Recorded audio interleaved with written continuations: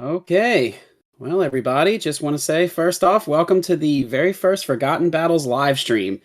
This is Daniel. I'm actually here with Sean, and of course we also have Thersites the Historian, who, of course, to us is Derek.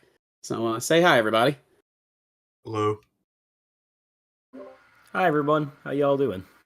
All right. Well, that's cool. So yeah, we decided to kind of start doing some live streams here, and of course, one of you guys I see in the chat is already asking what we're going to be talking about.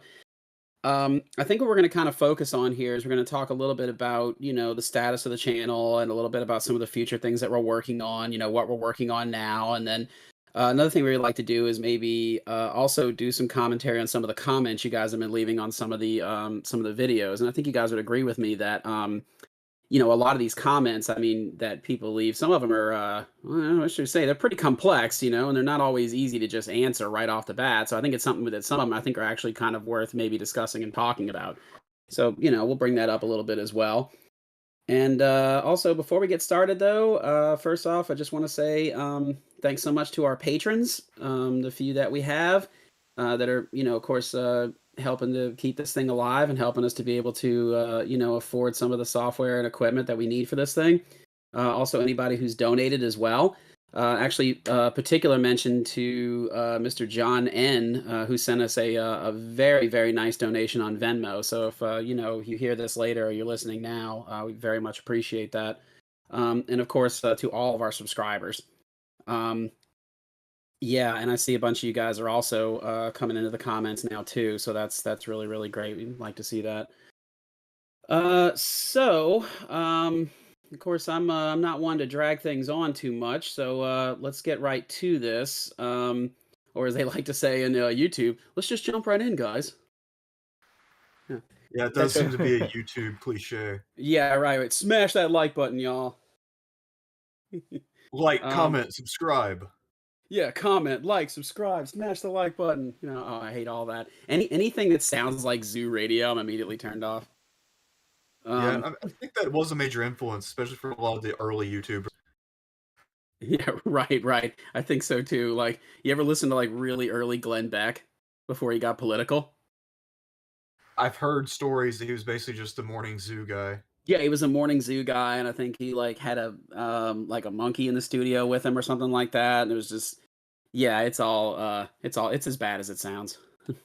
Yeah, I think that's all we can really say about that, right? All right, so okay, everybody. So first thing I want to discuss here is I want to talk about, some future episodes. I want to talk about kind of what we're working on right now. And just let you guys know, to let you in a little bit of the process here.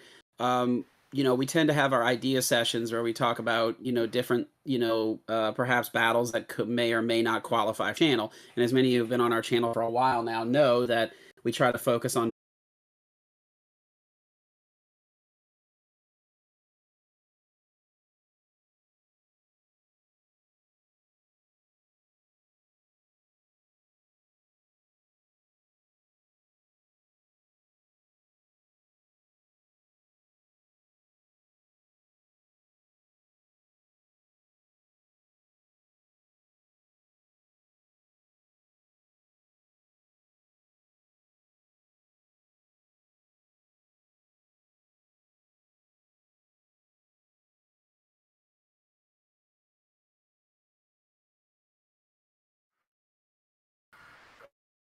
Okay, so hopefully we've got some of our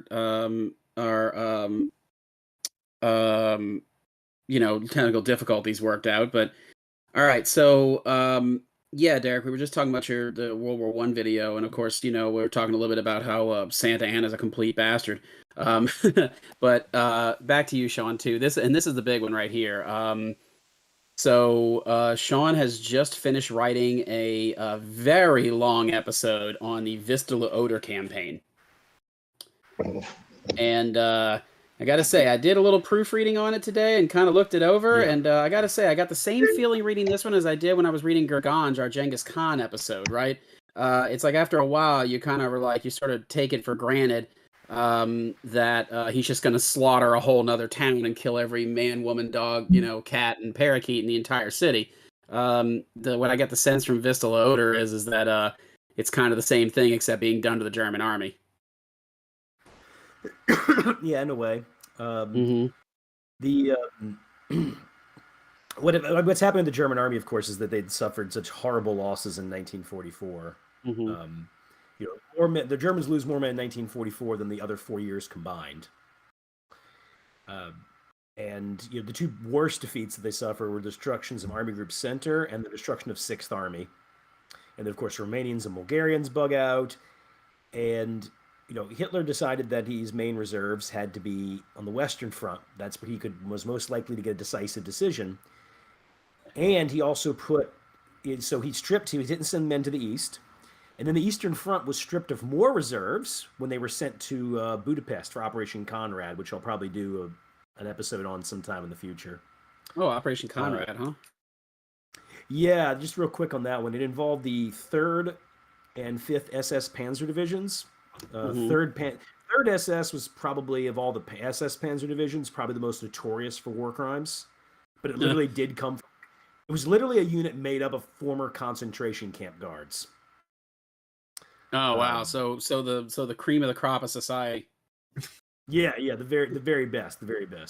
So, but the SS commander is named Gil. I can't pronounce his name, but he was one of the SS's best panzer commanders. He actually inflicted heavy losses in the Soviets and got within sight of Budapest. But anyway, all his reserves taken away. The Soviets attack in the east.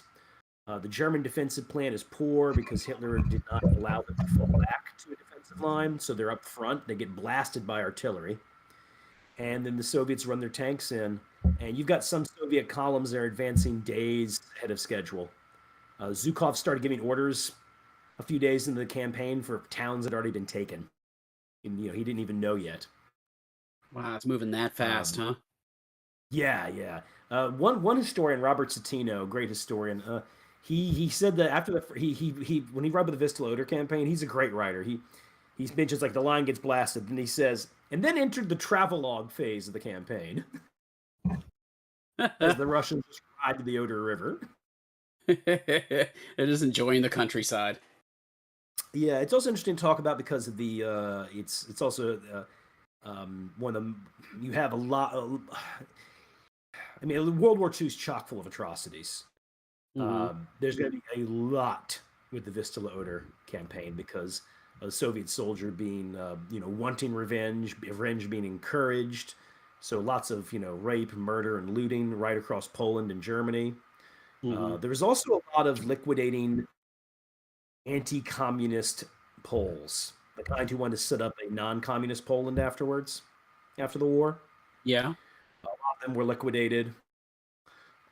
So yeah, brutal campaign. Then of course at the same time the Soviets discover all the concentration camps.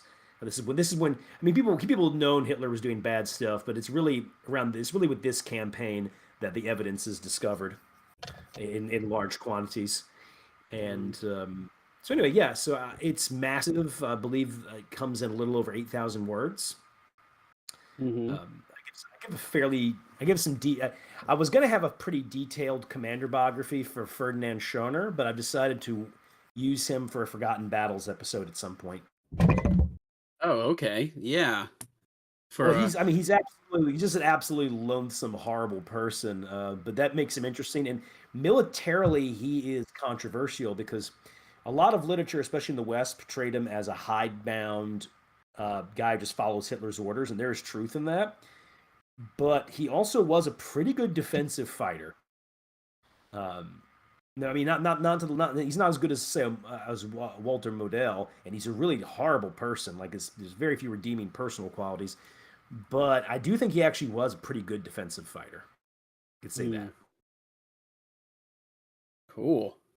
Yeah, I was gonna say, like I said, I really look forward to that one, and I know that a lot of the people who've watched our previous Eastern Front videos will hopefully get into that one as well. And it's I think this is going to be a really good one, and I think it's definitely going to be our longest episode, if I'm not mistaken. I mean, I know Philippine Sea currently holds that record, but I think this is going to be slightly longer than that one as well. I believe, right? Mm-hmm.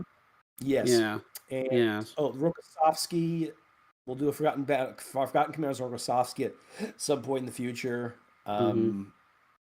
We try to do a European and a Pacific episode each time. There is one extra World War II episode, which will be the April Fool's one. For the Pacific Theater, I'm leaning on Ichigo, which is the Japanese offensive in China. That could change, but I feel like for the Pacific War, we've just done so much naval stuff. I need to, do some land combat. Yeah. By the way, everyone, before we move on, anybody in the comments section right here, if you guys have any ideas or anything, we've actually, of course, been reading over some of the comment section of the videos for ideas for certain episodes. If you guys have any ideas right now, I mean, anything you think you could use, go ahead and type it, and we can discuss it. By the way, Sean, you just mentioned the April Fool's episode. We're not going to say what it is. But of course, I enjoyed the one that we did a few years ago about the Transformers. I think some of them might have been taken by surprise when they popped up on the channel, but I got to admit, I think it's still one of my 5 favorite episodes we've done. It's my second favorite. My favorite is Gargange. That's my favorite. Yeah. But I don't know. I just what can I say? I read over the new one that you sent, and it's actually I already did the recording for it, and it's only inevitable in some of these that that I'm gonna lose it and laugh sometimes, and I did again this time. We'll see if Alex decides to keep it in or not. That's completely up to him at this point. But yeah, Derek, did we tell you what it was off stream? I don't believe so. No. Oh, or maybe you have. I just can't remember. Oh, okay, all right, but. Yeah, so yeah, you guys, like I said, if y'all want to talk about a few ideas, like I said, maybe we can answer a few of these at the same time. But let me go ahead and start with a few episode ideas, unless you guys have anything else to say about what you're working on. I don't. No. Okay. Well, neither do I. Really. Neither do I. I mentioned later in the year, but there will be 2 Civil War episodes because we didn't get to do one last year, and I'd like to do one of those a year. So. Yeah, and also just want to say again, if I didn't really stress it before, I think you guys are really going to enjoy the episode about the Toyota Wars. Also, let's just say Alex has procured us a few old Toyota commercials from the 1980s that I think will fit right in with African desert warfare. I mean, that's what those things were built for, so. It's amazing. Like, I'm even reading about the conflict and everything. I'm reading that if they went a certain speed, they could run those Toyotas over minefields and the mines wouldn't go off. I'm like, dang. All right, so out of the comment sections here, let me mention a couple of ideas that we've gotten. So we got a comment on one of the videos about a guy named Peter DeLacy, that he could be a possibility for a Forgotten Commanders episode. Are any of you guys familiar with him? No. No? Sean? Oh yeah, Lacy was mostly a staff officer working under Leopold von Daun Mm-hmm. in the Austrian army, and he was good. I think one of his finest hours was he planned the attack at Hochkirch, which is kind of like the Shiloh of the 7 Years' War, where they surprised them in their encampment. In some ways, it's actually probably much worse than Shiloh, and that's one of Frederick the Great's worst defeats. If not, in some ways, actually, probably is his worst defeat, since he got surprised. Yeah, Right. so I don't. Lacy sounds interesting, but I don't really find him personally compelling enough to want to write about him. He just seemed kind of. If I was going to write about anybody, I'd write about Dawn, because I think Dawn is an underrated commander. Mm-hmm. He wasn't perfect. He was an underrated commander. He was a very good tactician. He just had the misfortune of, one, fighting Frederick the Great, and two, the Russian army pulling out when they did. Also, his health got bad as the 7 Years' War went on. But he fought Frederick the Great, I want to say 5 or 6 times, outright beat him twice, and one time he had him dead to rights. And Frederick the Great actually didn't even win the battle; it was one of his subordinates who did. That's the Battle of Torgau. Oh, Um, wow. Yeah. Only reason I even know about him is from our forays into wargaming. oh, Dawn, yeah, Yeah. Yeah, I'm like, he wait, was, I've pushed his piece across a paper map before.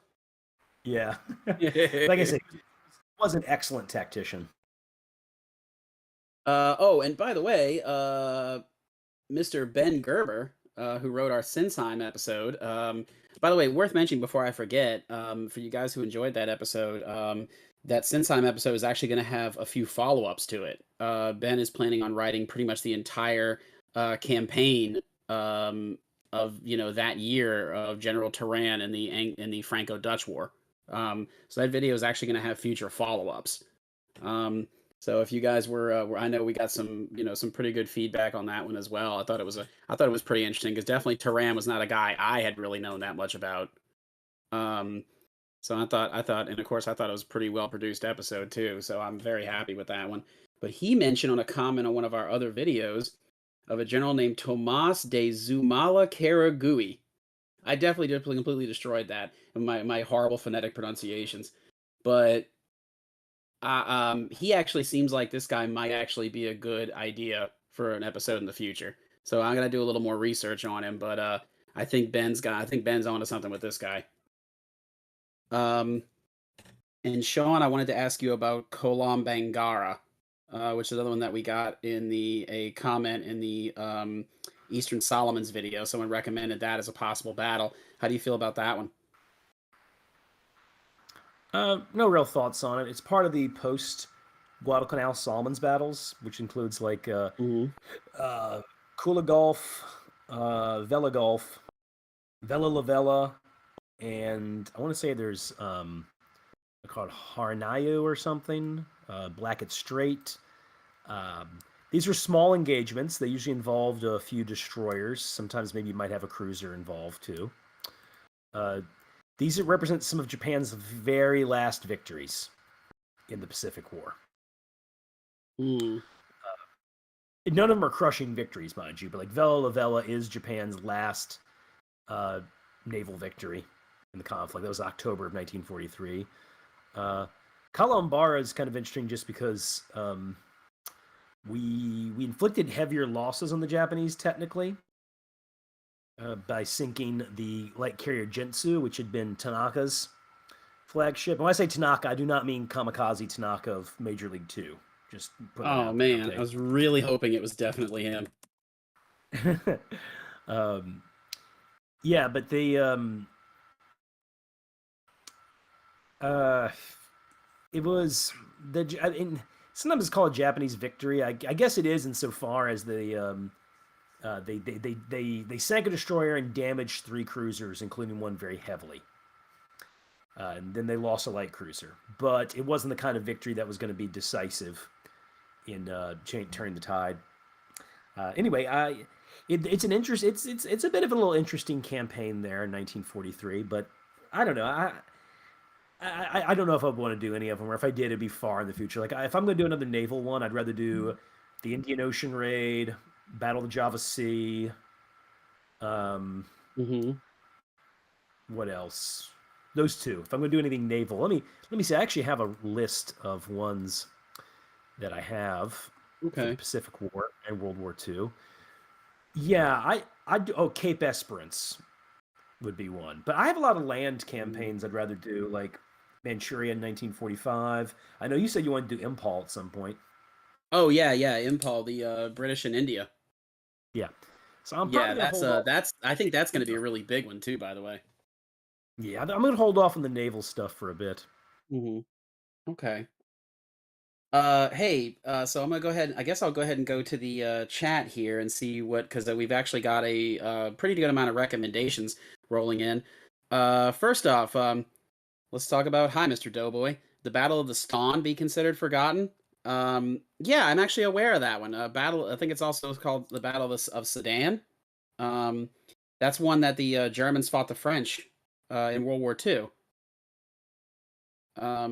I actually think that one could be a possibility of a good. I don't know if it's necessarily considered forgotten, but I mean, I don't think it gets talked about that much. So I think I'm gonna make a note about that one to look into it a little bit more. I said, are y'all familiar with that one at all? Not right offhand, no. No. It was I think if I'm not mistaken, it coincided with a German push into the Ardennes.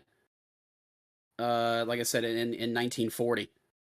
But like I said, I don't know if it'd be considered forgotten, but maybe we could look into that one a little bit more and see if maybe it could, if it would go. But hey, here's one for Derek. The Battle of the Caudine Forks. What do you think?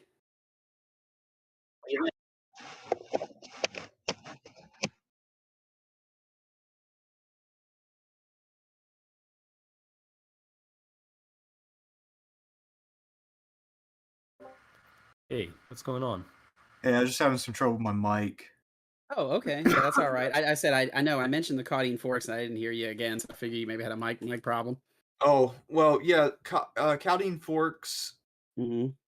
Mostly, if there is an episode on that, it'll mostly just be about the implications of it and how the Romans reacted, because the story itself is actually pretty basic, and even the fullest account we have of it in Livy, the battle itself is very, very minimal. Yeah, basically, Romans march into a valley, they get trapped, they go hungry for a few days, they surrender.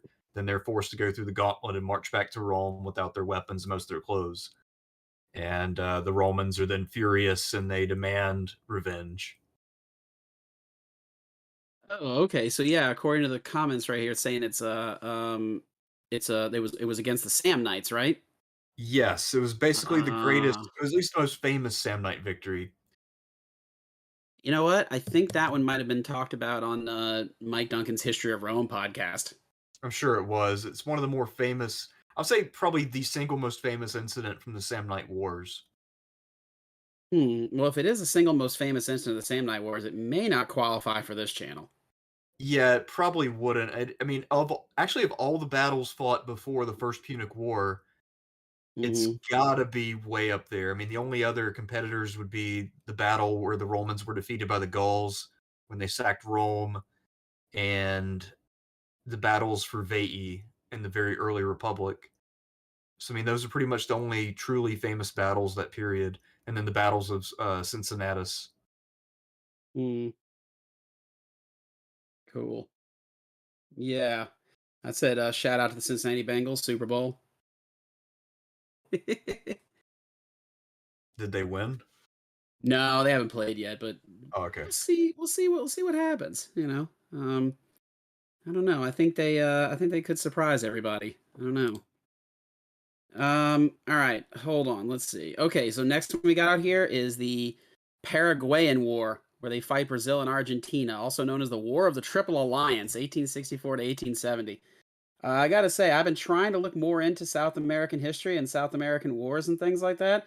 I have never heard of this one. So the fact that have you guys heard of it? I've heard of it. Yeah, you have heard of it. I've read a little bit about it. But yeah, essentially Paraguay at this time had its a kind of, I want to say it was a military dictator of sorts, Mm-hmm. and the war is considered for one of the most devastating for a population ever. I mean, a massive number of the male population of Paraguay was wiped out in the conflict. Wow. So yeah, very very crazy war, but I don't know enough about it really. But that's a great idea. Yeah, I No, have that's to a confess that, there's only been one class in history that I've ever taken in my entire life where I didn't get an A, and it was about Latin America. So it would have covered this topic because it was Latin America since independence. hmm. So I don't remember this war coming up in that class. Look, any professor that wouldn't mention something like this and wouldn't give you an A, then No, I mean, I'm sure he mentioned it, I just don't remember is what I'm saying, because oh, that class okay, was all super right, early in the morning, and I'm not a morning person, so it was an 8 right. AM class, and that is not a good fit for me. It's The not a teacher good. teacher was teacher was quite good, it's just it was a me problem, so Only that's cool. That's cool. You're willing to admit that, man. I mean, I don't know. When it came to my professors and everything, if there was ever a professor that was bad, it was always their fault and not mine, no matter what. I mean, I would like, I guess that wasn't fair. Maybe now that I'm getting older, I can look back and be like, oh, maybe I was a dick. By the way, thanks Slim Pickens 32 for that Caudine Forks recommendation. Also, Mr. Tony Tran right there. That the Paraguay fighting the War of the Triple Alliance. That isn't, as Sean said, that's an excellent idea. Um, so we also have Vaza is talking about a war he thinks is called the Rif War on the Spanish-Moroccan War in the 1920s. I don't know huh. much about it, but I know Franco is involved. Well, I Oh, think Franco interesting. cleaned up the mess, and that's how he got enough swag to come back and make a bid for the dictatorship. Mm. But I It imagine this says was the crisis that set him up for success. oh, okay. So it says Spain was, and I quote, Spain was curb stomped by Berbers. It seems like whenever second-rate European powers go into Africa, they will get curb stomped at least once before they finally just overwhelm them with technology and numbers. Mm, wow. And my reference is Italy in East Africa. Yeah, yeah, that's I was gonna say that's a mighty fine example of that. Oh boy. Yeah, this is a very interesting one as well. I think I'm gonna go ahead and add that to the list. I mean, we got some good ones here tonight. I mean, who would have thought, if you have good people writing good things with meaningful commentary, that along with that would come, you know, fans who are providing good ideas with meaningful commentary. Yeah, sometimes it works out. Yeah, right? Free speech. Uh, I don't know. I've just been listening a lot about free speech today, so had to mention that. Shout out. Uh, Also, Mr. Tony Tran, back to you again. The Egyptian war in Yemen would be interesting. Also, Tony would like us to maybe do a modern or ongoing war. Hmm. Um, I don't know if a modern or ongoing war would really fit for us at this point, but yeah, that's. But I mean, I feel like maybe for us it might be something that might have to already have an outcome that we can kind of take a look at. Because if it's being covered in the news, then it may not also be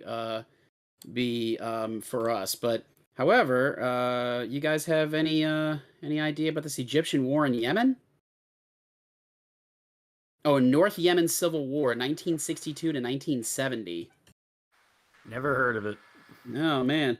Well, man, if we never heard of it, you know what that means, right? Been Probably Yeah, forgotten. means yeah, I probably know what means it's a good idea. Yeah. So I'm gonna go ahead and make a note about that one too. And as I mentioned before at the top of this thing, when we talk about these ideas, if you give us this idea now, do not be surprised if we don't see anything for it for years. Like, we're definitely going to do our reading and research on these things. Um, let's see. Okay, and then we're back to Mr. Slim Pickens 32 again. Try the Battle of La Pizza. A few years before Kalka, its violence in Kiev and Rus sets the stage for what's to come, or more likely removes a lot of the potential troops and leaders. Battle of La Pizza. La Pizza? Sure. Not too Hmm. familiar with that. Yeah. Well, I'm going to go ahead and go to the internet for this one. Yeah, I was doing the same thing. It's just Yeah, I was gonna say this is Because some of these, even when you guys like we say we don't really know much about it, or like never even really heard of it, it's like okay, Also, like at least this one is from the Rus period, or at least the late stages of the Rus period. So it's okay. Mstislav the Daring and Constantine Vsevolodovich, Vsevolodovich, something like that, Something like that. in 1216. And I think this was before they had to face the Mongol invasion. So yeah, the description is basically that it sapped the strength of the Kievan Rus right before the Mongol invasion. Ah, okay. All right. All right. I'm somewhat familiar with that period too, because I did take a couple of classes on Russian history, um, back at my alma mater, Penn State. We had a very good professor there, Dr. Simchuk, although he was getting a little older. I wonder if he's retired by now. I might have to go looking back up again. But that was a period that he discussed pretty heavily. So I actually kept all my notebooks. Maybe I'll go back through my notes and see if that came up at any point. Oh, you did that too? Because I still have all my old notebooks as well. Yeah. All right, let's see. Argusi mentions the 1967 Nigerian War versus Biafra. An international cast of countries supporting each side is interesting. Not much of a battle, but more of a war. 1967 Nigerian War versus Biafra. Yeah, we're Yeah, actually. Nigerian Civil War, also known as the Biafran War. I actually played a small war game on it years back. It's Oh, very really? interesting. Hmm. Yeah, no, it's very very interesting conflict.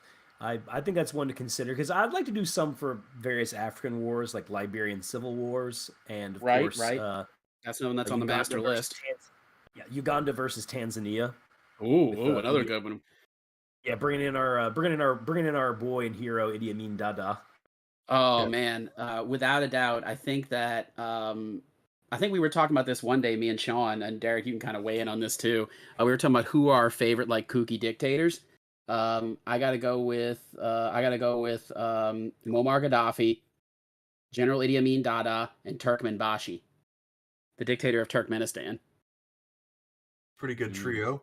Yeah, yeah, I was gonna say that's you boy, that's my three favorite. I mean, honestly, the kookier the better, unless I have to live there. I mean, for me, Mhm. Gaddafi's definitely on the list. Mhm. Um, he's got to be up there. Oh, but also this dovetails with a discussion that was on my Discord. There are people who want us to do a tier ranking list of crazy dictators. A tier rating list of crazy dictators, huh? Yeah, It's an amazing That's idea. that is an incredibly good idea. Like if you guys decide to do that, make sure I know about it because I I love nothing more than discussing like guys like, like Gaddafi and his all lady bodyguard who all just so happen to be attractive. yeah, Yeah, conveniently, right? But yeah, conveniently. because I think it's important to exclude people who are truly important. Like I would not include Tito on that list because he actually matters for the course of events outside his own borders. So when I think of crazy dictators, I think of sort of insular figures who are just they're just fucking around in their own borders, not really impacting the world in a larger sense. Right, right. Actually, Okay, so we're not I doing think Mussolini or Stalin here, huh? right, Yes, I right. mean, those are too important for a list like this. Although By the Mussolini way, would be a fun topic because that guy had some interesting hobbies and habits. um oh yeah, so actually Turkmenbashi fits perfectly into that. This guy had very little effect on the outside world. But within his own country, he rewrote the Bible. He said the Bible is out. He wrote a brand new one and you can still buy it. You can go online and go get Turkmenbashi's rewritten Bible. Nice. And also Gaddafi wrote a book too about an astronaut who went to space and then returns back to the world and commits suicide. He also wrote his own political philosophy, but one of my favorites, I think we talked about this a while back. Did you guys know Saddam Hussein wrote a romance novel? Yes, I did know about that. I I only have it. reason only re oh, you have it? Yes, it is No. available for purchase online. I think it's called Zabiba and the King or something like that. Hell yeah. Also, Saddam Hussein pulled one of my favorite things is that there was a teacher at school that he thought was treating him unfairly and was trying to get him ousted out of grade school, or at least I forget. I don't think they really have a grade school necessarily. Whatever the kind of the version of grade school is, and his solution was to go to the professor and just pull a gun on him. Well, I mean, that's how you become a dictator, though. You got to start early with small acts of tyranny. That's and by the way, it totally worked. The guy apparently never fucked with him again. Yeah, dude. Speaking of that, it reminded me of a time when I was an undergrad. Uh, I think it was a year or two before I started there. There was a student who had shown up at campus looking for the guy who was the ancient historian. And he had a gun, and he was going around waving it, asking where this dude was. Fortunately, he was not there that day, so the guy left, and then the cops picked him up before he could do any harm. All right. Okay, so I'm gonna go through a few more of these real quick, and then I think we're gonna move on to our next topic here. But okay, letter W. He says, "How about the Caucasus War?" Which one? Doesn't say. Nestor Vargas says, "Any interest in wars in Latin America?" Oh yeah, ton of interest in those. We've actually got a few pretty good ones on tonight's list too. Border war between Mexico and the United States in 1910. Hmm. Is that the one that involves Pancho Villa? I want to say Pancho Villa was a little bit later because I know Yeah, Blackjack Pershing led the expedition. yeah, I think you're right. And of course, Alexander Romero, who wrote that one, also says Latin America is a treasure trove of obscure wars. He is absolutely right about that. Back to As Mr. is Tony. Africa. Yeah, as is Africa, of course, too. Yeah, yeah. Now that I'm looking at these Toyota wars, I'm like, man, there are so many different just wars around there. And I mean, I know we've always thought of it as a war-torn continent, and for most of our lives, of course. But it's a very interesting figures there. How about the Wars of the Latin Empire from 1204 to 1261? Those could be interesting. The sources are not wonderful for that, but it is doable. Okay, but it is doable, huh? I think so. Actually, that's a period of Byzantine history I haven't read that much on. I need to get books that actually cover that topic, but Mm-hmm. that's something I'll have to look into. I don't really know right offhand exactly how much is there. But yeah, once the Latins divided the Byzantine world during that period, they failed to get along, to put it mildly. And also the Mm-hmm. teens failed to sail into the night. Let's see, I Taco was I Cruiser. had a question for you. Oh, I'm sorry, Wait, Sean. I Go had a ahead. question. I always wondered what got you into Byzantines doing the Byzantine Emperors series. Just because I remember back in Kentucky, you didn't really seem to have that much interest in the topic. At least that's how it seemed to me. I just I wanted to learn about something I didn't know that much about, and there's a lot of carryover from the Roman world into the Byzantine. There's also some cultural carryover from the ancient Greeks. I mean, two of my favorite things carrying on. Yeah, I figured, yeah, might as well look into it.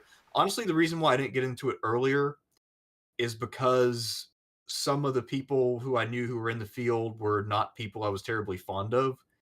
You can imagine what I'm thinking of in particular.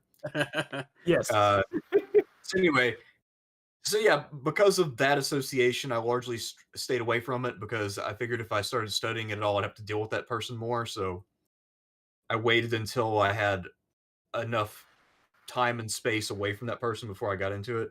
And then I found it's actually pretty interesting. It's probably my favorite topic within the Middle Ages, I would say. Hmm. Cool. Okay, I've got a couple more, and I think, like I said, we're gonna move on after that.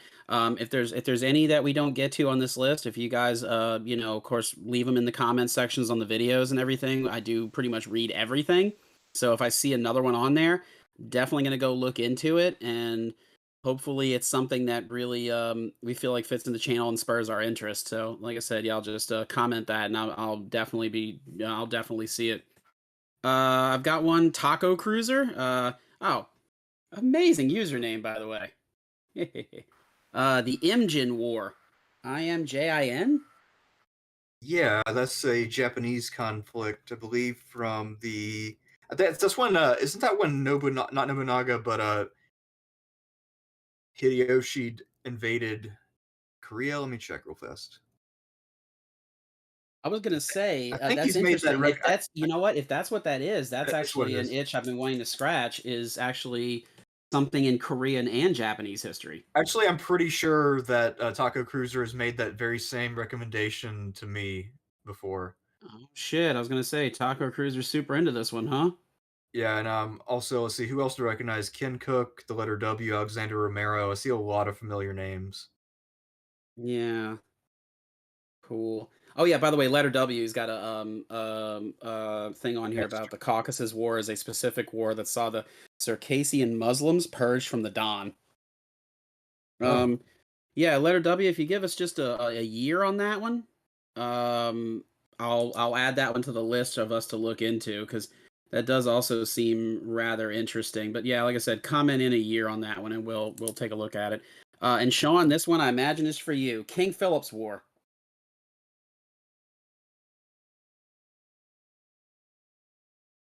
King Philip's War. Yeah.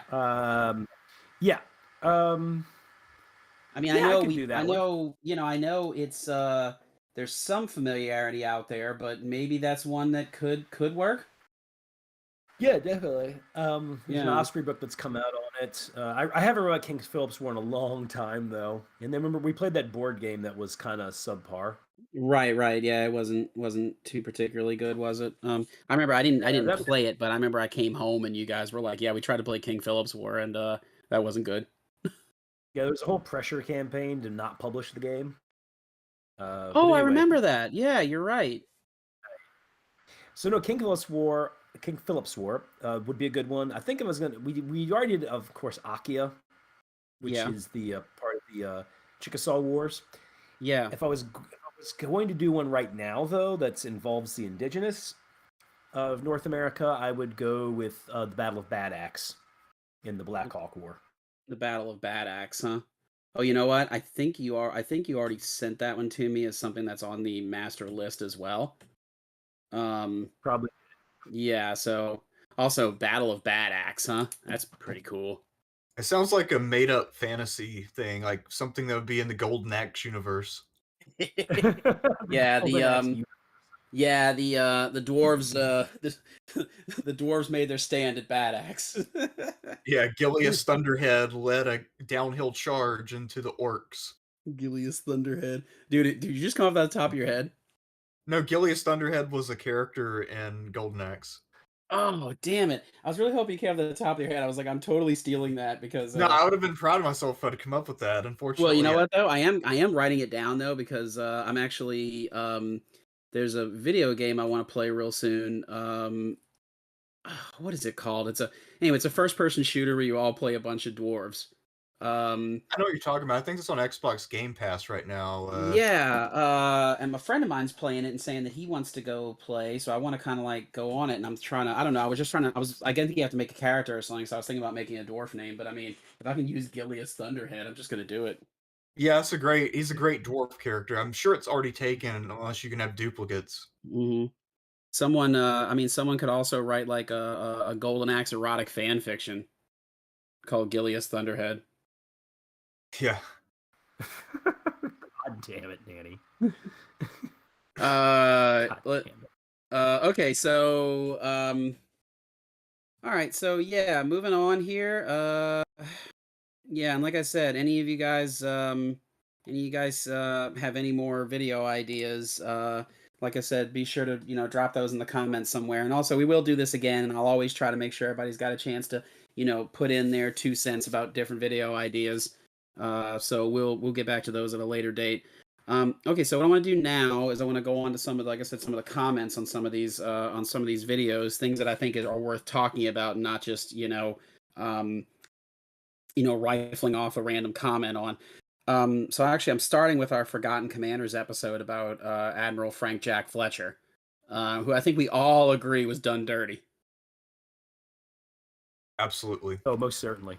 Yeah, and yeah, Sean, I just want to say I'm really glad you decided to do a video about that. I mean, or that you really pushed to do an Eastern Solomons video and a Frank Jack Fletcher video because I think that both those are very good complementary pieces, and I think it really anybody watching that I think it's a good idea that this is a guy who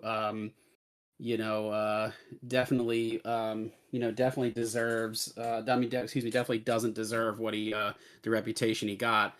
And of course, really appreciate the comment on that too, Derek, about the reputations of generals and admirals depending on post-war politics. Um, what I want to bring up about this one is that I noticed that in this one and also in the Eastern Solomons video, nobody comes in here to defend Admiral King. I mean, most of the comments we get is horrible human being, terrible. We even got one about all he did was change FDR's diapers. I mean, I Jesus mean, Christ. yeah, we got that Admiral King's a nasty piece of work. He spent the entire war changing diapers. There's one that just says Admiral King sucks. That's straight to the point. Yeah, and then hold on, let me look again here real quick. I'm sorry, y'all. Just give me 1 second. I gotta kind of scroll through some of these. Somebody also mentions that Admiral King was probably an Anglophobe. Is that right? Yes, he was definitely an Anglophobe, although some authors argue that's probably been overstated, or they say like, oh, maybe it didn't influence what he was doing as much. But yeah, he was in the tradition of Anglophobia in America. You know, and World War II in many ways is our last kind of flowering of Anglophobia, because you know, with things like the Atlantic Charter and other things we were doing, I mean, within the alliance, we're also trying to undermine the British Empire at the same time. You know, like call it George Washington's final victory. And you know, if you think about it, I mean, Churchill, of course, saw the threat of Hitler, but FDR really did in the 30s. And you know, was positioning America to get involved in the war once France fell. That's a big deal, by the way, because one of the things that Franklin Roosevelt was kind of thinking was, oh, well, the French and British should be able to handle him. The fall of France is what makes FDR put more resources into the war. Anyway, so Ernest J. King, yeah, there's lots of terrible things about him. I was gonna say anything a little more like anything counterpoint on that, like anything I guess you could say fair to the guy. I mean, anything he did well. He was a harsh taskmaster. He could be hard to work with. He really did bungle 1942 with convoy operations, and some of that people have argued is due to Anglophobia. If I was to say some good things about him, he was definitely somebody who pushed for carrier tactics. The Navy under his tutelage was very, very well trained. Most of the officers that he favored were good. He just happened to dislike a Fletcher who was good. And I always thought Fletcher got a raw deal from the very first time I was reading about World War II. The history books are kind of saying, oh, he's not that great. And I'm like, well, how come he keeps winning battles? I mean, what is this accidental? Is he just kind of an idiot or something who just kind of falls into victory, like trips into it? Right. Also, I think King was quite right to argue to Roosevelt that you cannot completely ignore the Pacific theater. And there's kind of a fine dancing act here. King, of course, knows the European theater is the main one, and that's where most of the resources are going to go. And he doesn't really argue with that. What he argues with is, I need enough men to carry out an effective campaign against Japan, because his argument is, look, the Japanese have done much better than anybody expected. 1. 2, we need to keep them off balance. If we just let them hang out, they'll be able to seize more islands, and the islands will be able to fortify as well. So, you know, taking the offensive after Midway in particular, I think it's risky, but you know, history proved strategist. So I don't know about changing diapers. I mean, King's a very easy man to dislike, and some of the mistakes he made, such as Fletcher and the Battle of the Atlantic, at least in 1942, are pretty egregious. I guess a lot of the reason why he probably has no defenders, and I guess this also applies to Henry Halleck and a lot of other desk generals, is that desk generals don't have fanboys. I mean, the only reason we remember Marshall from World War II is because of the Marshall Plan. If not for that, no one would give a shit about Marshall. I would disagree with that one about Marshall. I think you're wrong about that one, but I mean, Marshall's an easier figure to like overall. And he's more interesting. The thing about King is that, you know, King just has a lot of very bad personal traits that hurt his reputation. if you're thinking about Marshall, well, what's the deal with him? I mean, not Marshall. I mean Halleck. Halleck is the same thing. It's not just this desk-bound general. I mean, Halleck, to my knowledge, never led troops in any kind of battle.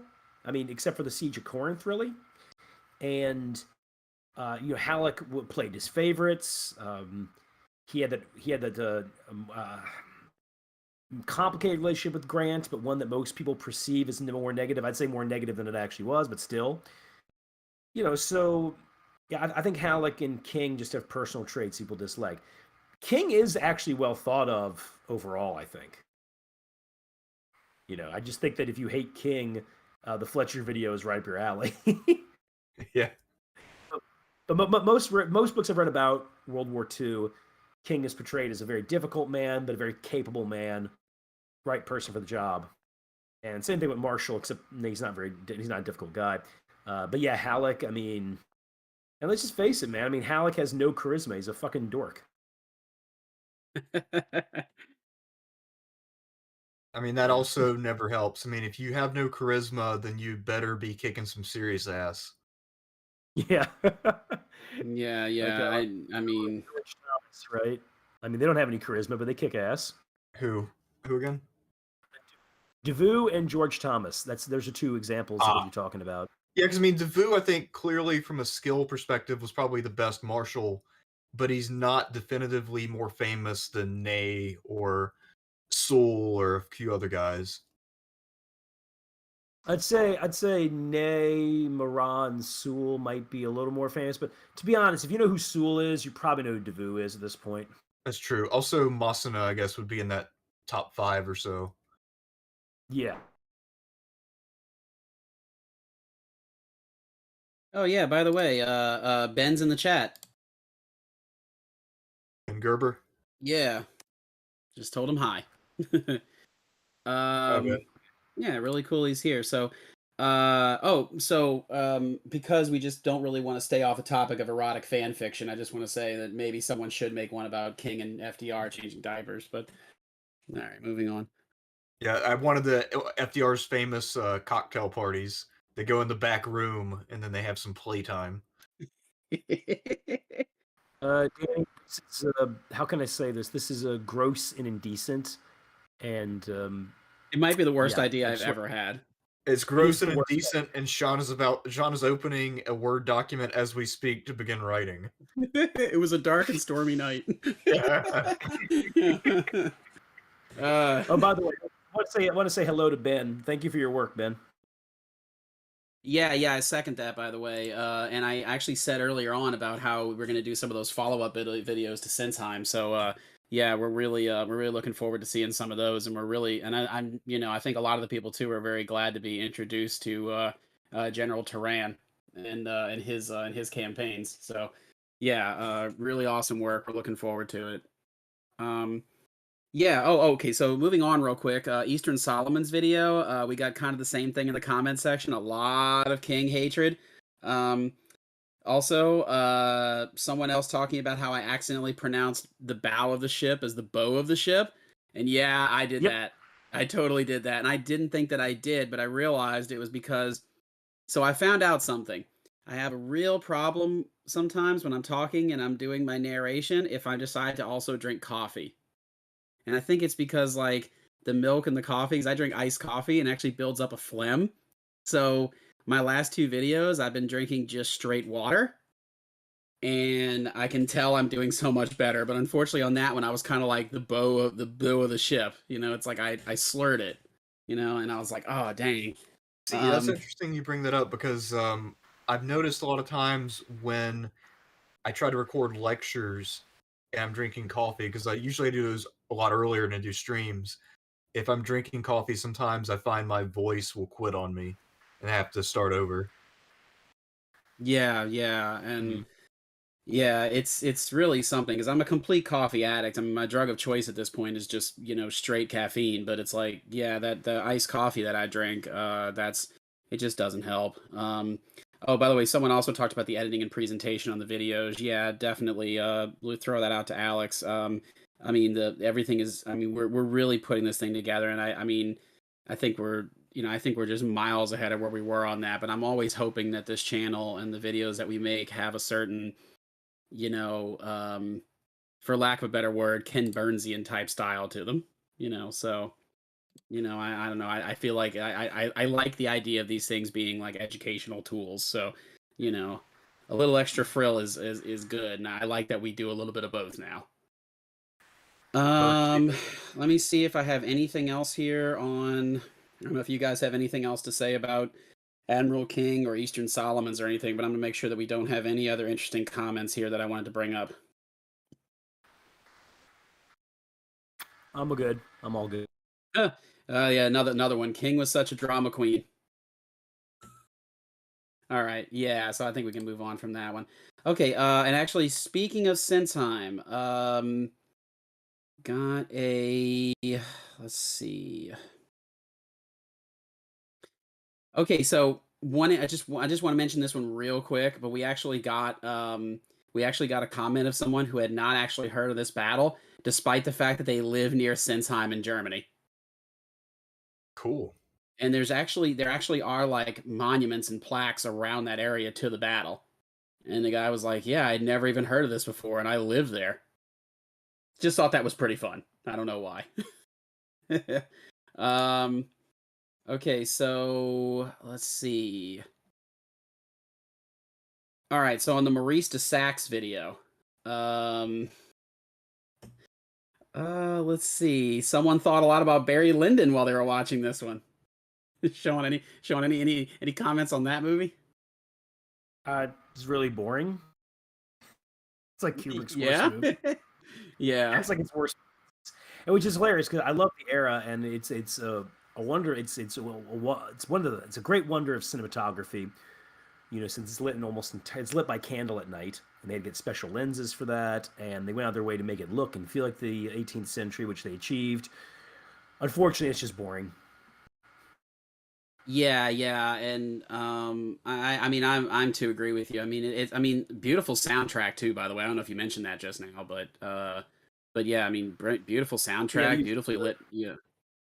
I mean it's just especially Handel, which is the piece they use in the intro.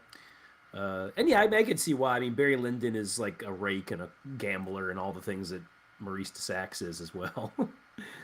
So my one comment on this video that I just want you guys to, address, and I know a lot of this is a little bit off the cuff, but this is a lot of times when we talk about these things, this is how we kind of generate new ideas and new things anyway. But we have a guy named Thomas Van de Velde, and he said, "We cannot forget that it was exactly the behavior of men like Maurice de Saxe that made the newer middle and lower classes completely despise their nobles and start the French Revolution and the explosions of changes that wars that triggered." By the way, I also love Barry Lyndon. All right, so I mean, I don't know, Sean. Do you think that ties in, Derek? I don't know who Barry Lyndon is. Oh, don't worry about that. Stanley Kubrick movie. Ah, It's a novel by William Makepeace Thackeray.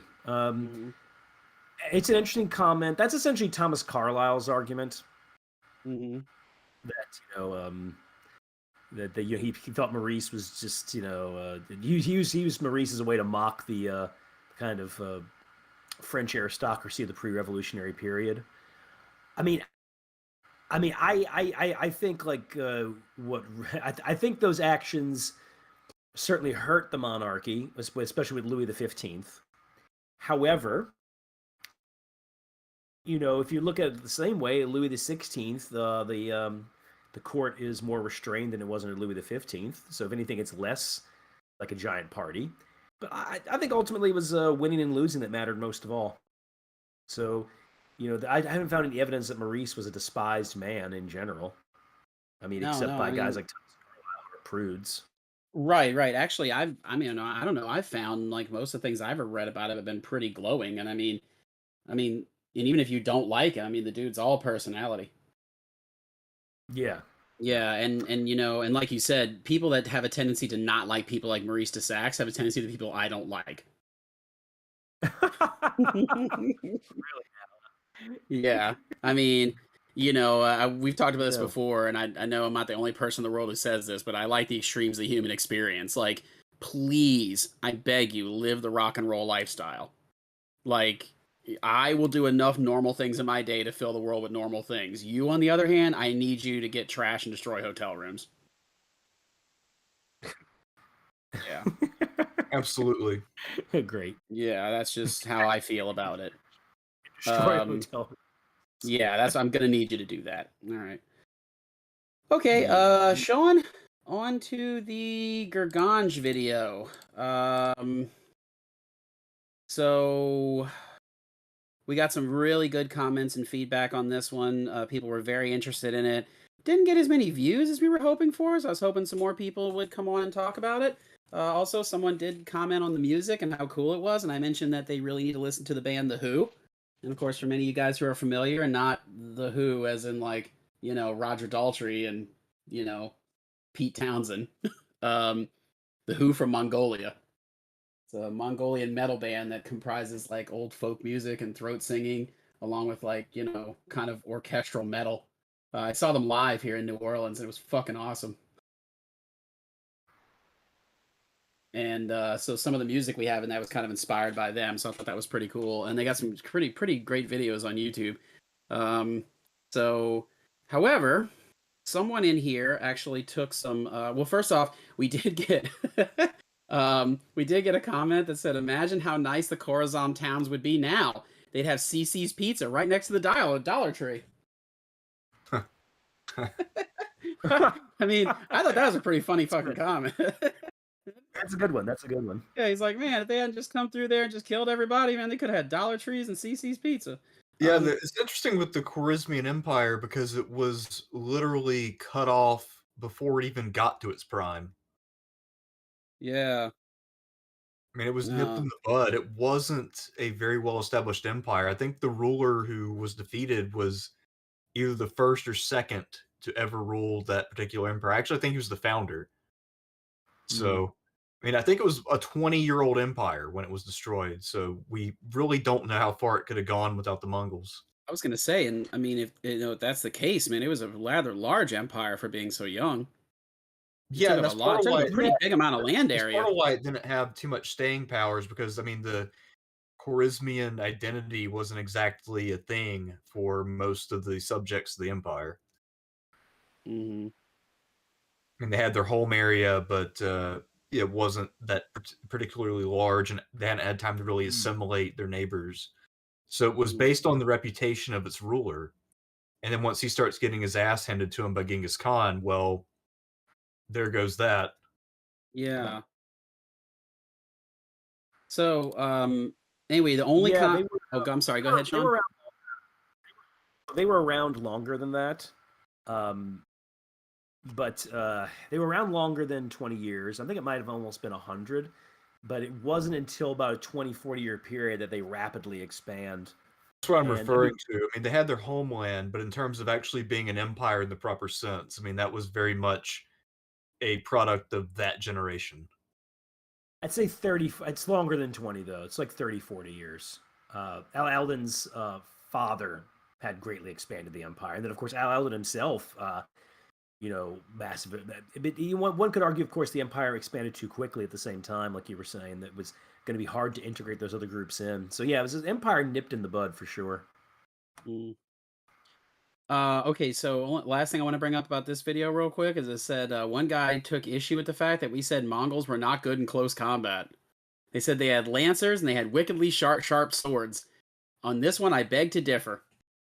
I don't know. No, I'd say they were terrible. No. I mean, I think what we really said was that close combat was not where they thrived. I mean, they thrived as horse archers. Yes. Yeah. When they did fight in close combat, they relied upon getting their enemies winded and then fighting them while they still had fresh legs and their enemies did not. Right, the feigned retreat, right? Exactly, because they had lighter horses, they used lighter armor, so they couldn't take on a fresh opponent with heavier armor and expect to win unless they had worn them down first and also gotten them to commit prematurely by harassing them with archer fire for hours. Nice. Yeah, that's what I've always thought, though. I guess like you said, I've never thought of them as even being the grace, the great close combatants. I just don't think that that was like really the Mongol way of war, But I still stand by what I always say, though.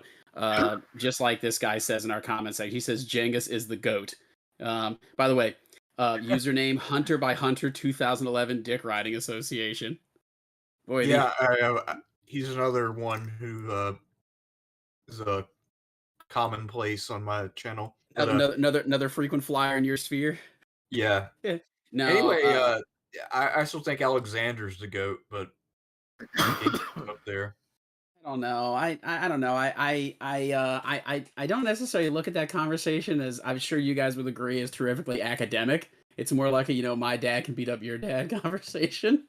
But it is. I think if we're talking about who should be in the conversation, you can make actual arguments. If we're talking about who wins, that's when it gets to the my dad stage. Right. But but I gotta say, I'm more fascinated by Alexander personally. But I mean, in terms of results, it is the Great Khan. I don't know. I mean, they both laid waste to everybody they fought, though. Right. Although I'm always gonna love the Alexander way of oh geez, hey, there's the enemy commander right here. I think I got a chance at him. Let's see if I can go take him out. Something about that I just absolutely love that's actually a tactic for him. Yeah, apparently he's obsessed with the Iliad, and he had this personal copy kept under his pillow that Right. Aristotle had worked on. Yeah. And yeah, so he was obsessed with this idea of like epic heroes getting into personal combat with each other. Yeah, apparently when he charged Darius was like, "What the fuck is happening?" Yeah. Well, this is highly irregular, sir. I mean, Darius had been a great warrior, but he was also a lot older than Alexander, so he's probably thinking, "This is a bad fucking idea." Yeah. So, no, he's a coward. A coward. I mean, he's 20 years older. I don't blame him for not wanting to go toe to toe with some guy in his early 20s. I do. Man should have died heroically. Yeah, I was gonna like. What did I tell you guys earlier? Like I don't want to go out normal. Yeah. All right. Oh, go ahead, Derek. I'm sorry. Actually, I have heard of one general. He was one of the guys from the Islamic conquest. He was fighting personal duels in his 60s and 70s and winning. Oh, wow. Nice. Yeah, on a consistent basis. I mean, you see this old ass man walk out, and because he was older, to keep up his speed, he just removed any shred of armor. So he fought without armor and just used his skill to slice people up. That guy's a badass. He deserves a forgotten commander. Oh yeah, I was gonna say if you can get me some info on him and get me his name. Yeah, I don't remember his name, but I remember seeing there's some movie where he's portrayed, and he's advancing with the other generals. I was watching in this class I was in on the Middle Ages and medieval warfare.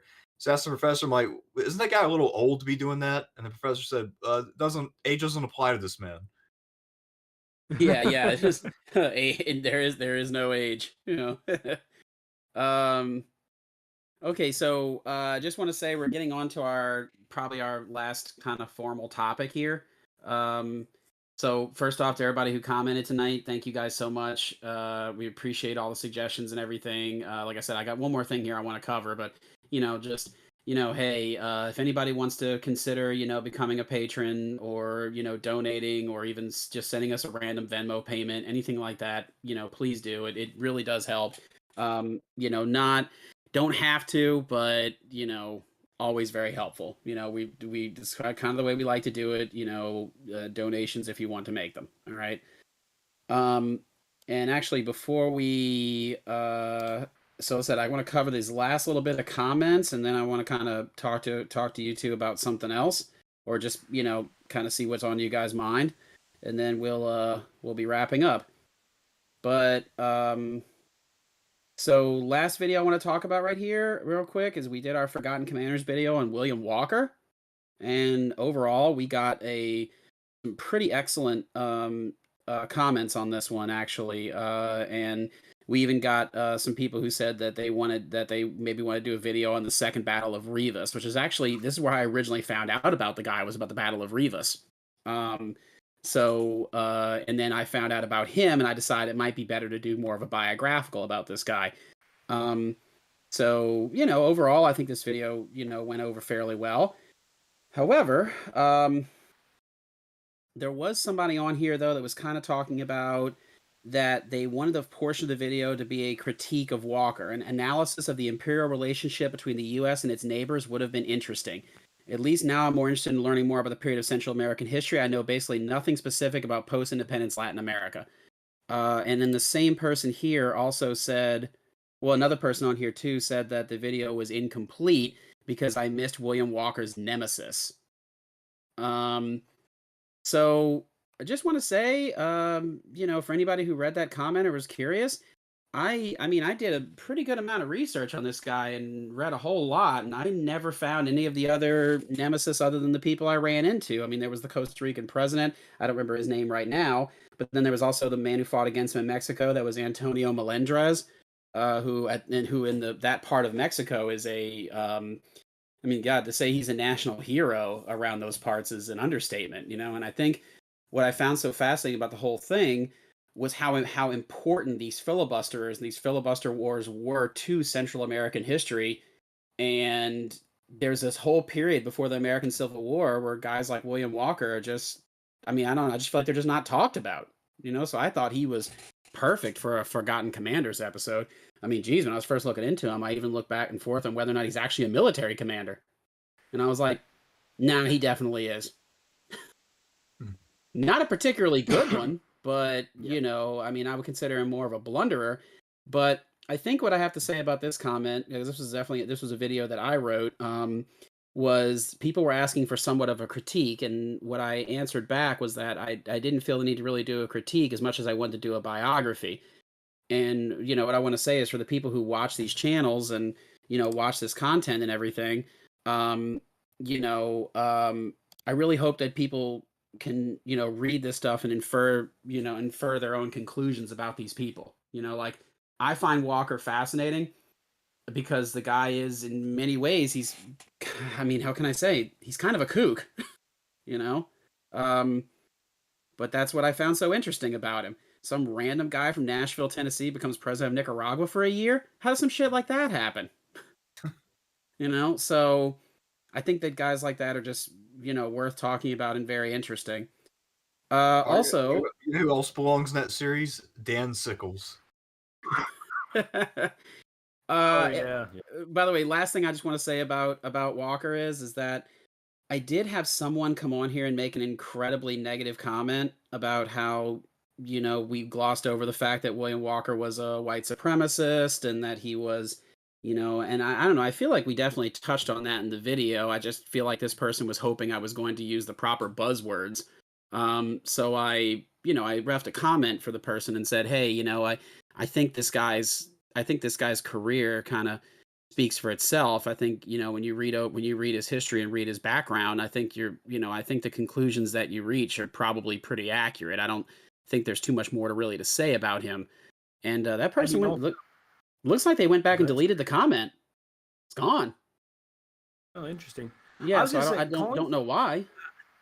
I mean, he's a 19th century American. From my reading, you could either argue you had to argue like, is he a white supremacist by our standards? Well, most certainly, and so 100%, 95% of the country. Right. I mean, not even 95. That's me being generous. Probably more like 99.9%. Right. At the same time, is he a white supremacist for his era? He would appear to be so, but I don't. Once again, I think just about everybody's that way. What I think William Walker's more interesting has to do with imperialism and America having a lot of tension between parts of us that don't want to be imperialistic. That's a strong pulse in America versus that which is imperialistic. My conclusion has been that overall America has always been an imperialist country. We acquired parts of the Spanish Empire less than 10 years after the West there was no longer a frontier on the West. We were going over the Appalachian Mountains as soon as the British were defeated and had signed the peace treaty in 1783. So while there is a strong anti-imperialist sentiment in America, which I think makes it hard for us to do imperial wars like Afghanistan and Iraq, something that you say the British were good at doing, right? But we're not very good at that. But at the same time, our overall impulse is imperialistic. So I think William Walker, talking about him as a white supremacist is kind of like a duh. They all are. I mean, you got anything else for me? But Right, right. Yeah. I'm gonna completely agree with you on this. I think it's a rather boring and kind of basic commentary. I think the most interesting part about him is that the American government did not do a whole lot to stop him, but they didn't do a whole lot to help him either. And I think that's the struggle you're talking about made flesh. Yeah. And that ambivalence plays a part in after the Civil War. Grant tries to buy Cuba, for instance. Yeah, yeah. So and also go ahead. I'm sorry. No, nothing else. Just it's a topic of interest. But I think the imperial part is far more interesting than anything about white supremacy, which is kind of like which in 19th century America is like water is wet. Okay. Yeah. Also, I found it interesting too, and I that when he got back to New Orleans, he got, I wouldn't say a hero's welcome, but there were enough people at the riverfront who were like, oh, good old William's back, right? When you're going back to Central America to give him hell, But when he went back to New York City, the response that he got was overwhelming, and they even wrote a small Broadway play about him. I also found out recently there is a movie about William Walker that was made within the last few years. And apparently it is fucking terrible. So I mean, for some of you guys, I may have mentioned this on some of the other streams before on Thersites Channel, but I mean, dang, y'all, I'm really into bad movies. So I got to say, I may be watching the William Walker biopic because I hear it's a howler. So just want I'm not surprised with the New York City thing. Mm-hmm. I mean, you look at the New York draft riot in the summer of 1863. Yeah, I mean, a lot of it's racial violence, and New York. Yeah, I mean, New York. New Yorkers are the kind of people who would be welcoming of that thing. I wonder how Walker would have been received, say, in a New England town. Yeah. I'm like I said, I'm just ultimately, I don't know what it is, but there's just something about that guy that I find everything about the whole situation fascinating. I even was talking to somebody about him one day after I was doing a tour, and I kind of mentioned, I was like, we're also fairly certain he died a virgin. And they're like, well, that's kind of interesting. And I'm like, yeah, kind of is actually. Joining, who else died a virgin? Immanuel Kant, Isaac Newton, and Anton Bruckner, the composer. See, I knew Newton did, but I didn't know Immanuel Kant did. Yeah. That's sad. Right? Yeah, I mean, although in the case of Kant, it wasn't like he wasn't around women. He definitely was. And he was not described as being particularly shy around them. There's this whole thing with those old school philosophers, or don't get married. I just start naming off philosophers who didn't get married. I mean, there's so goddamn many of them. John Locke, Nietzsche. That's just two off the top of my head. Oh yeah. Nietzsche had some weird relationships in his life. Actually, I don't think Plato got married. I don't know for sure, so. But I'm pretty sure he didn't. I mean, Socrates and Aristotle both had wives and kids, but I don't think Plato did. I mean, I'm not sure if Montesquieu or Thomas Hobbes did. I know to my knowledge, Voltaire did not, but he did get around. Yeah, I was gonna say, I know Dostoevsky had a lot of kids. Oh yeah. Yeah. I think he had wives and kids too, if I'm not mistaken. Yeah, but he's not come on, he's a novelist, man. It's different. Man, I don't know. I like to think of him as a philosopher. He's a novelist who was really into Jesus, who's really into the idea of procreation. Hell yeah. Uh, Ayn Rand never got married though, right? I know she's also a novelist, kind of Well, No, philosopher. she was she married. had a I don't know if she officially got married, but she definitely was in a very long-term relationship with a younger man for 20 years at least. Her longest relationship was 20 years. So I guess that's I don't know if it's an official marriage or not, but No, she was it's married. close enough. Oh, Wait, she wait, wait, was? wait, wait. Was that the one? Was that the one that she made a philosophical argument to him about why they should be together? Yeah, she was Yes. 40, he was 20, and basically she offered to be a sugar mama, and she said she'd be better in bed and should teach him. And then later on, when he was 40 and she was 60, he met a younger woman. And then basically she scorned him for leaving her for a quote inferior woman. Hmm. Wow. Hmm. Well, okay, y'all. Well, I just want to say, like I said, I think we've pretty much covered everything we wanted to cover. And once again, thank you guys so much for a lot of these video ideas. Hopefully, a bunch of these come to fruition at some point. But I'm definitely going to add these to the list and start to look into 'em. Before we kind of think about signing off here, yeah, I'm saying, anybody got any parting thoughts? Anything on your mind? Anything you want to talk about before we go?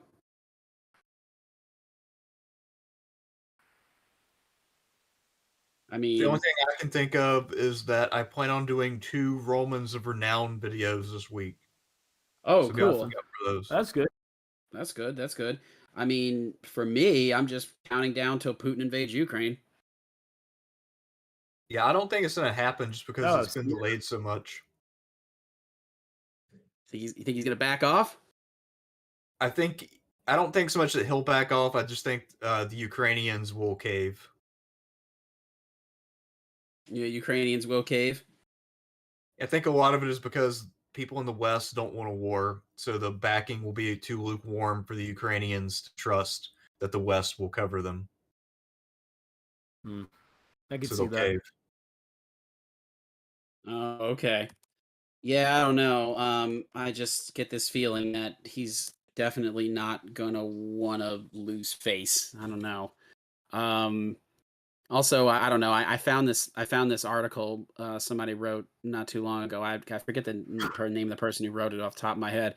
But they were saying that Putin really, really likes to fuck around during the Winter Olympics, and I was Huh. like, yeah, he kind of does. He tends to pull shit during the Winter Olympics. And I was like, that's really strange. And of course, speaking of pulling stuff during the Winter Olympics, God, I mean, boy, what a travesty these Olympics are. I don't blame anybody. I don't blame the fact that people aren't watching them. Yeah, somebody gave a super chat on my last stream talking about how for one of the high jump events, the backdrop is a fucking nuclear power plant. I saw that. I saw that. It's right next to a nuclear power plant, surrounded by like a Chernobyl-like wasteland around it. Yeah, I saw that too. And a lot of the Chinese athletes are openly cheating and just getting away with it. Like one of them cheated on one of the speed skating events, and then then the South Korean that he cheated against was actually disqualified. So it's just being openly and nakedly cheating. I mean, it's just yeah, I mean, dude, I think literally everybody in the world has better things to do right now than watching the Winter Olympics. Also, Mm. apparently Ben Gerber says he's currently writing a Waterloo episode. Oh, well, I mean, I hope someone else wants it. No, I'm just kidding. No, What? I, I mean, I mean, don't get me wrong. Who doesn't love Waterloo? But I don't think it would work on this channel. How about If we try how to say about Waterloo is Leany? a forgotten battle, we're gonna die on that hill. How about Leany or Quarter Bra instead of Waterloo? Oh, most certainly. I'd say Leany or Ligny or however you pronounce it. Yeah, That's the one. there's a book on it. I have it in my stack right now. It's called The Eagle's Last Triumph. So, Hmm. if any of you want to write a book, if you want not a book, but an episode on the Battle of Leany, let me know, and I can hook you up with a book. Nice. All right. Yeah. Yeah. All right. Well. No, Oh, I'm sorry. Go ahead, Sean. Excuse me. Leany. I mean, Leany is Napoleon's last victory, but it's he needed it to be more than what it was. He needed it to be a sweeping victory, and it just wasn't. It just wasn't, huh? That's what makes that battle interesting, among other things. But yeah, it's All right. large, bloody. Done some Well, reading on it years back. another one for the list. All right. All right. Well, everyone, yeah, thanks again for coming, Derek. We really appreciate it. Sean, yeah, thanks for talking to me and taking the time out. I really think we had this pretty productive for our first live stream right here. Just let everyone know we're gonna try to maybe do these. I don't know, maybe every month or two, something like that. I mean, we'll try to let you guys know well in advance when one's going to happen, and and we can talk more about some of the stuff that we're working on, and maybe a little bit more about some of the interesting parts of these videos. But overall, I'd say a great success. Yeah, I was going to say anything you guys want to plug before we head out? Oh, best comment of the stream so far. Tony Tran asked, "Have you guys ever heard of the D-Day landings?" Oh yeah. This we got a few of that. Like people talking about the D-Day landings. Asking us, did people forget about Stalingrad? Yeah, yeah. No. Very quick answer. No, the people have not forgotten about Stalingrad. All right. Well, thanks again, you guys, and take care of yourselves. Have a good night. We'll see y'all next time. All right. All right. Bye-bye.